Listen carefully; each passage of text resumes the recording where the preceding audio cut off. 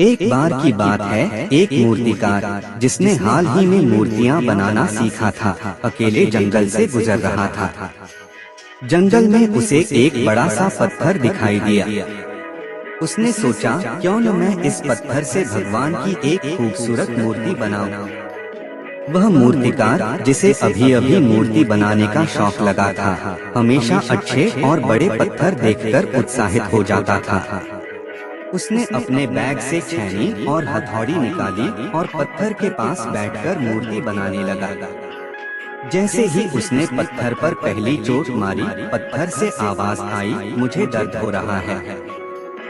यह सुनकर मूर्तिकार आश्चर्यचकित रह गया। वह थोड़ा आगे बढ़ा और उसे एक और बड़ा पत्थर दिखाई दिया। उसने फिर से उस पत्थर से मूर्ति बनाने का सोचा। इस बार उसने ध्यान से पत्थर को चिकना किया और दर्द कम होने का प्रयास किया। इसके बाद उसने एक सुंदर मूर्ति बनाई। वह मूर्ति लेकर वह एक गांव में पहुंचा। वहां उसने देखा कि नया मंदिर बन रहा है। उसने सोचा, इस मंदिर में भगवान की मूर्ति जरूर होनी चाहिए। उसने गांव के लोगों को बताया कि उसने जंगल में भगवान की एक मूर्ति बनाई है। गांव वालों ने मूर्ति को मंदिर में स्थापित कर दिया।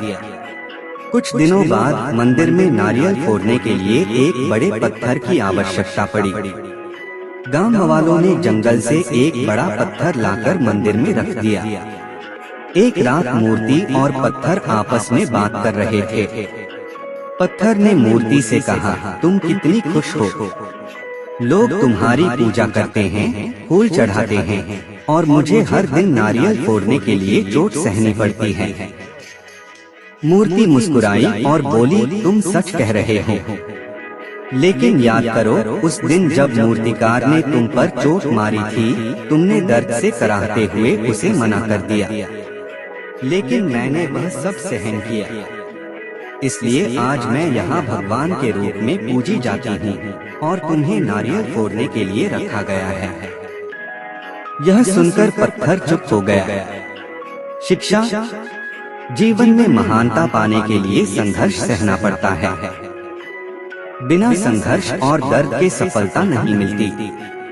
जिस तरह हथौड़ी की चोट सहकर पत्थर भगवान बनता है, उसी तरह जीवन में आने वाली कठिनाइयों को सहकर ही इंसान महान बनता है।